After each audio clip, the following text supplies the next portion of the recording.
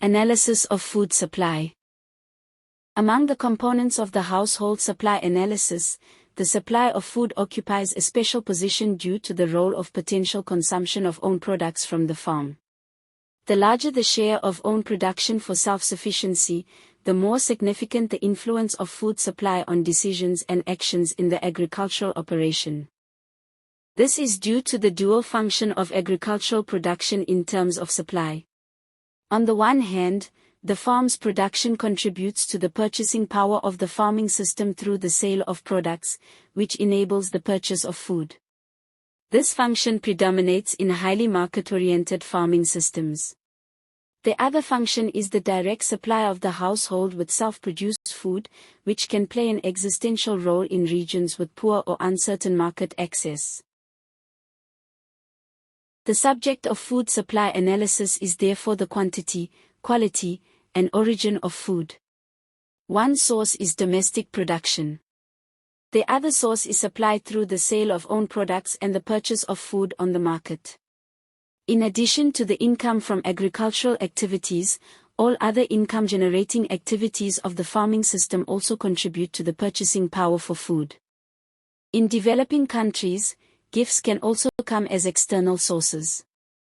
This not only concerns possible aid from food donations by donor organizations but especially gifts due to connections and obligations within local social systems. This supply is then compared with the demand. Factors determining the demand include the number of people in the household to be supplied, their age and gender structure, the workload, and last but not least, cultural peculiarities.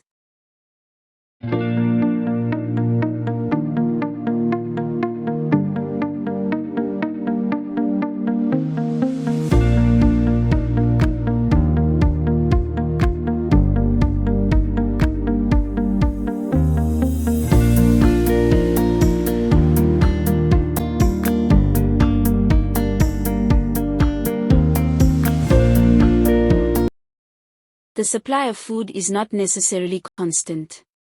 Especially in poorer regions, the examination of the supply situation throughout the year is an essential additional part of the household analysis. An example will illustrate this aspect. The natural conditions in the region allow for 2 harvest seasons per year. The farming systems studied are predominantly subsistence-oriented. At the beginning of the year, food demand increases due to the high workload for the initial field preparation, while the supply from own stocks of the previous year's harvest decreases.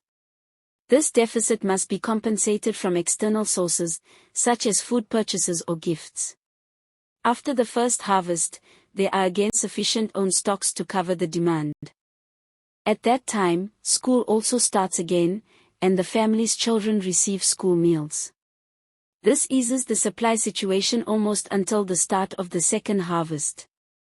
Shortly before the second harvest, the next school holidays begin, the children need to be fed again, and supplies become scarce. The deficits of the last few weeks must again be covered from external sources. The second harvest again brings a supply surplus, which is used up shortly before the end of the year and turns into the deficit phase at the turn of the year. The comparison between food supply and food requirements over the year is the central subject of a comprehensive assessment of food supply. In addition, the quality of the food can also be important. These 3 criteria describe the current availability of food. Other aspects that play a role in this context are access to external sources of food supply and the stability of existing food supplies. A final point is the consideration of the use of food in the household in terms of preparation and hygiene. The way food is processed in the household influences the quality of the diet, with potential consequences for the performance and health of family members. Furthermore, the way food is handled can also affect the amount of food ultimately available.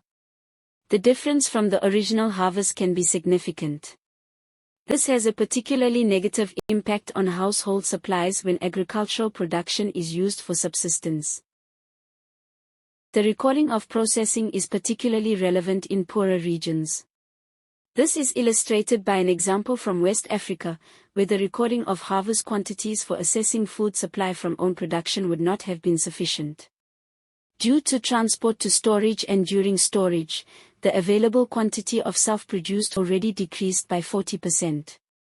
The household kitchen could therefore only count on 60% of the harvest quantity, of which a further 15% was lost during processing and another 10% during cooking. Thus, only 35% of the harvest quantity intended for own consumption was available for food supply.